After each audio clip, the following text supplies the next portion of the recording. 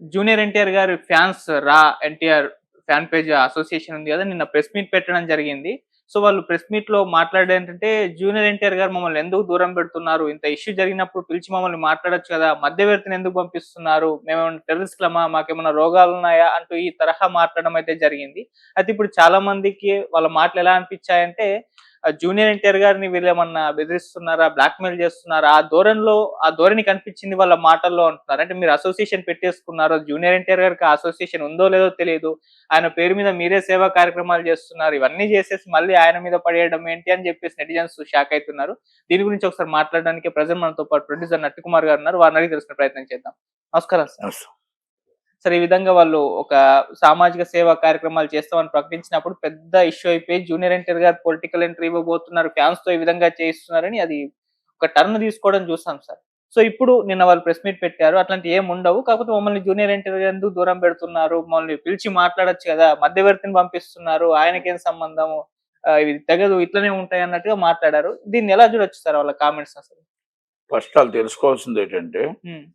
ఎవరెవరో వచ్చి ఒక సెలబ్రిటీస్ అభిమాన సంఘాలు పెట్టి, హ్మ్. ఎవరెవరో వచ్చి వాళ్ళ దాంట్లో మొత్తం టోటల్‌గా వాళ్ళు మాకు దగ్గరని చెప్పి, హ్మ్. ఈ సేవా కార్యక్రమాల్లో డబ్బులు కలెక్ట్ చేయడం గానీ, హ్మ్.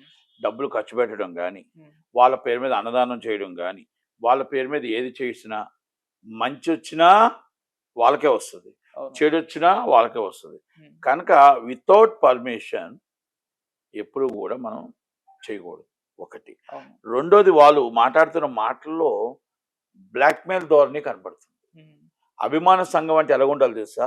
నీ నాయకుడికి చెడ్డ పేరొచ్చే పని ఏది చేయకూడదు. హ్మ్. నీ నాయకుడికి రేపు ఉదయం ఒక చిన్న తప్పు గీత కూడా అంటకూడదు. ఎందుకంటే ఇది ఈస్ ద రెస్పెక్ట్.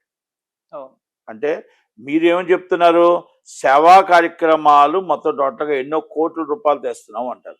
దాంట్లో ఏదైనా అవకతవకలు జరిగిందనుకోండి, హ్మ్. బాధ్యులు మీరు కాదు. జూనియర్ ఎన్టీఆర్ గారు అవుతారు. అలాగే అందుకే నేను మొన్న కూడా మీకు చెప్పాను. మీ దగ్గర చెప్పానో లేదో నాకు తెలీదు గానీ, హ్మ్. తమిళనాడులో అభిమాన సంఘాలకు లైసెన్సులుంటాయి. ఐడీ కార్డ్స్ ఉంటాయి. అభిమానులకి ప్రతి ఒక్క గుర్తింపు కార్డ్ ఉంటుంది. హ్మ్. అలాగే అభిమాన సంఘాలు గూడా జిల్లా కమిటీలు, రాష్ట్ర కమిటీలు, దేశ కమిటీలు ఏసి, అయి గూడా ఇక్కడ గూడా రాష్ట్రంలో మొత్తం టోటల్‌గా ఏసి ఆళ్ళతో సేవా కార్యక్రమాలు చేయించారు. ఇక్కడ చిరంజీవి గారికుంది. హ్మ్. అలాగే కొంతమంది ఇంకా కొంతమందికుంది. అలా అలా సేవా కార్యక్రమాలు చేయించి అభిమానులు గూడా గుర్తింపు పొందాలి. అది జూనియర్ ఎన్టీఆర్ గారు గాని, ఆల్ హీరోస్ చేస్తే బావుంటది. తమిళనాడు పద్ధతిలో. ఇప్పుడు మీకు రజనీకాంత్ గారికి గుర్తింపు కార్డులుంటాయి. అలాగే అందరికి ఉంటాయి అక్కడ. అలాగా అది ఇక్కడ తీసుకొస్తే బావుంటుంది. ఓకే. ఎందుకంటే రెస్పాన్సిబిలిటీ అనేది ఒక హీరో అనేది చాలా ఇమేజ్. అంటే చీఫ్ మినిస్టర్ కంటే ఎక్కువ ఇమేజ్ ఉంటుంది. హ్మ్. అంటే గవర్నమెంట్ కంటే. ఆ ఇమేజ్‌ని కొంతమంది క్యాష్ చేసుకోవచ్చు. కొంతమంది తప్పుడుకి వాడుకోవచ్చు. కొంతమంది అభిమాని పేరు చెప్పి డబ్బులు దండుకోవచ్చు. కొంతమంది ఆ అభిమానం పేరుతో చాలా మంచి కార్యక్రమాలు చేయొచ్చు. దాంట్లో ఈళ్ళున్నారా? చెడ్డ దాంట్లో ఈళ్ళున్నారా? అనేది అది జూనియర్ ఎన్టీఆర్ గారికి తెలీదు. మమ్మల్ని ఎందుకు పట్టించుకోవట్లేదు అనేది తప్పు. మీరు ఆయన పర్మిషన్ అడిగి, మీరు ఆయనతో మాట్లాడి, ఆయన దగ్గరికెళ్ళి, కలిసి ఇలాగ చేస్తున్నాం. మా కార్యక్రమాలు ఇది. ఇదిగో మా ఫండింగ్ ఇది. మేము ఇక్కడి నుంచి తెచ్చుకుంటున్నాం. ఇలా మేము జాబులు చేసుకున్నాం. ఈ జాబులు చేసుకున్న డబ్బంతా మాకింతుంది. మీ మీద అభిమానంతో, మీ మీద ప్రేమతో మేము చేస్తున్న కార్యక్రమాలు ఇదండి, ఇదండి, ఇదండి అని డైరెక్ట్‌గా మీరు చెప్పకుండా పెట్టడం అనేది ఫస్ట్ తప్పు. ఓకే. మీరు ఆయనకి చెప్పి, ఒప్పించి, ఈ డబ్బు ఎక్కడి నుంచి వచ్చింది? ఈ సేవా కార్యక్రమాలు ఎక్కడి నుంచి చేస్తున్నాం? మనం అప్పు చేసి చేస్తున్నావా? ఎవరిదో డొనేషన్ చేసి చేస్తున్నావా?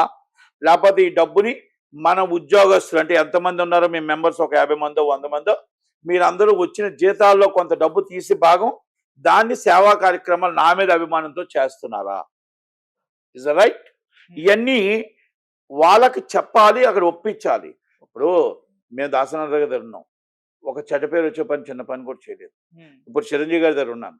హ్మ్. నా లైఫ్‌లో నేను ఉన్నంత వరక ఆయనకి మచ్చొచ్చే పని చిన్నది చెయ్యం.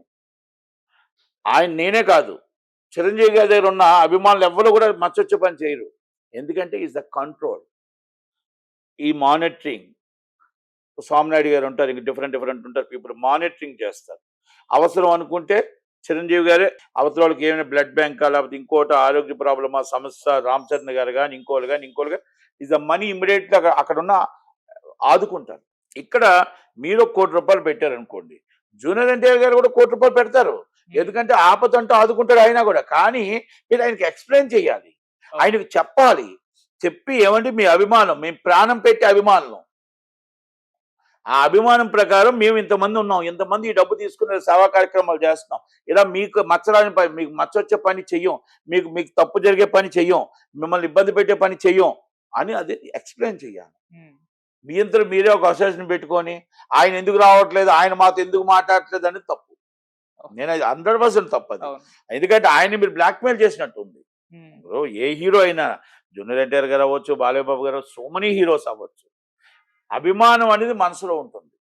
మన అభిమానం అనేది మనం చెప్తున్నాను కదా, అభిమానం అనేది మనం పెట్టుకొని మనం ఏ కార్యక్రమాలను చేసుకోవచ్చు. మీరు ఫోటో పెట్టుకోండి, ఏమైనా పెట్టుకోండి. చెడు జరిగితే కూడా ఆయనకే వస్తుంది ఎఫెక్ట్ అది. అందుకనే ఆళ్ళు అక్కడ మాకు సంబంధం లేదు అని ఇచ్చారు. రేపు అది మంచి జరగవచ్చు, చెడు కూడా జరగవచ్చు. రేపు ప్రాబ్లం ఎక్కడ వస్తుందండి? అందుకని జూనియర్ ఎన్టీఆర్ గారు దానికి ఆ విధంగా ఇచ్చారు. మీరు ఇప్పుడు రా ఎన్టీఆర్ అన్నారు.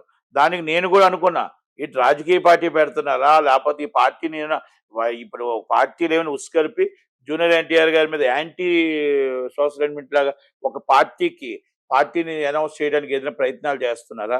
లేకపోతే టీడీపీ కుట్ర ఉందా దీంట్లో? లేకపోతే వైసీపీ కుట్ర ఉందా? లేకపోతే ఎవరి కుట్ర ఉంది?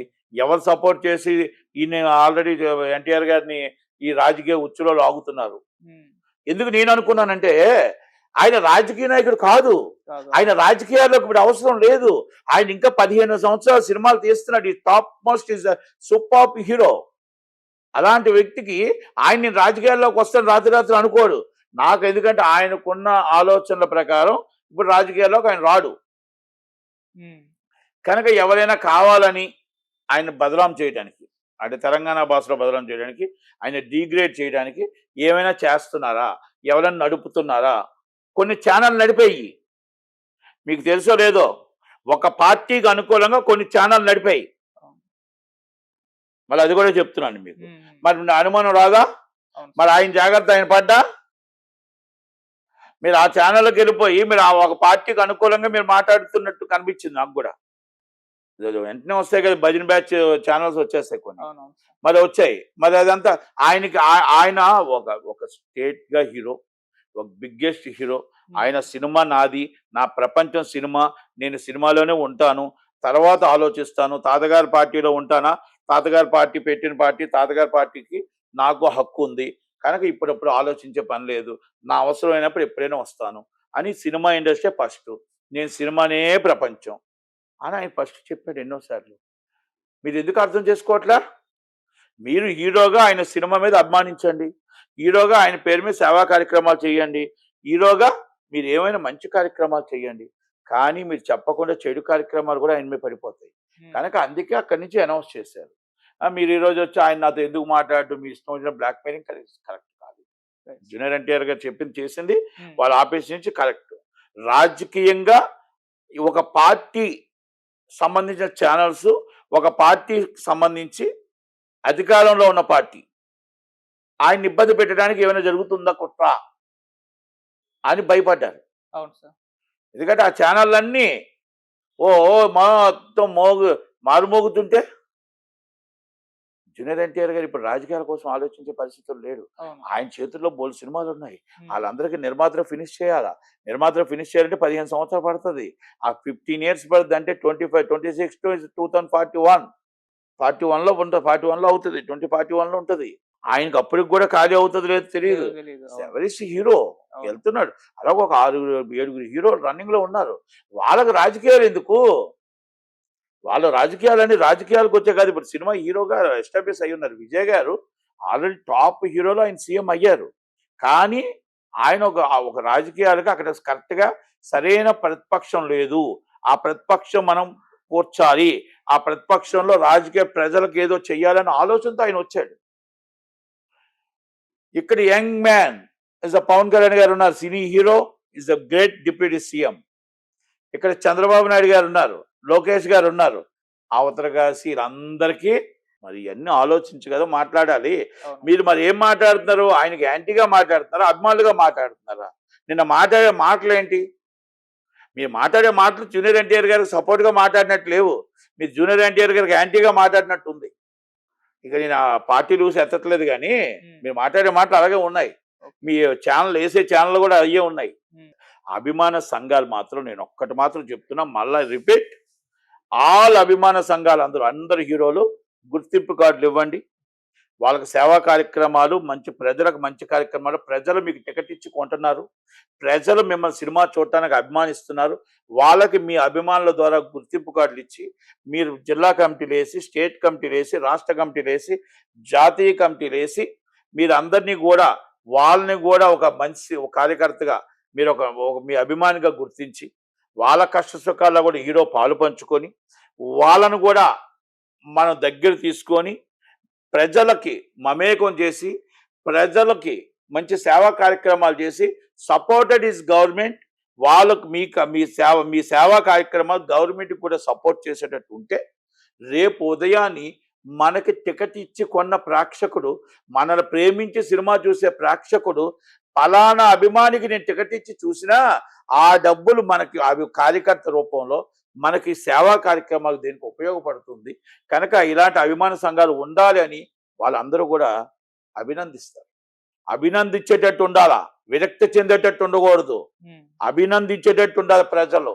కనుక దయచేసి ఆ హీరోలు అందరూ కలిపి తమిళనాడు పద్ధతిలో అందరికీ గుర్తింపు కార్డులు ఇచ్చి వాళ్ళని కూడా మీరు హగ్ చేసుకొని కలిసి ఉండేటట్టు, వాళ్ళ కోసం మాట్లాడేటట్టు, వాళ్ళని సంవత్సరంకో 3 నెలలకో 2 నెలలకో ఒక మీటింగులు పెట్టి అందరినీ తమిళనాడు పద్ధతిలో ఫోటోలు ఇచ్చి మీ అందరికీ కూడా మంచి కార్యక్రమాలు నేర్పించి హీరో ఒక్కరోజు వచ్చి మీకు కనబడితే 100 రోజులు షూటింగ్కి వెళ్తున్నారు. ఒక్కరోజు అభిమానుల కోసం రండి, ఒక్కరోజు అభిమానుల కోసం ఒక మీటింగ్ పెట్టండి, అందరూ వస్తారు, అందరికీ మీరు హ్యాపీగా ఫోటోలు పెట్టండి. మళ్ళీ ఒక సంవత్సరానికి కోసం పెద్ద మీటింగ్ పెట్టండి లక్షలాది మంది అభిమానులతోని. ఇలా ఆనందం పంచుకోవాలా.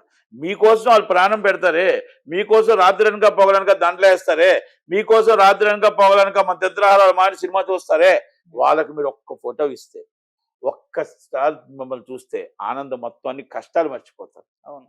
కనుక ఇవన్నీ కూడా మంచి కార్యక్రమాలు చేయడానికి ప్రయత్నం చేయండి. హీరోలు అందరూ కూడా మొత్తం అభిమానులు కూడా జాగ్రత్తగా మీ హీరోకి మంచి పేరు వచ్చేటట్టు చూడండి, చెడ్డ పేరు వచ్చేటట్టు చేయకూడదు. కనుక ఇవన్నీ ఆలోచించుకుంటారని నిన్న పెట్టిన కార్యక్రమం ఈజ్ రాంగ్. ఏది ఏమైనా మీరు మంచి కార్యక్రమం చేస్తే ఆయన ఒప్పించి చేసుకోవాలా.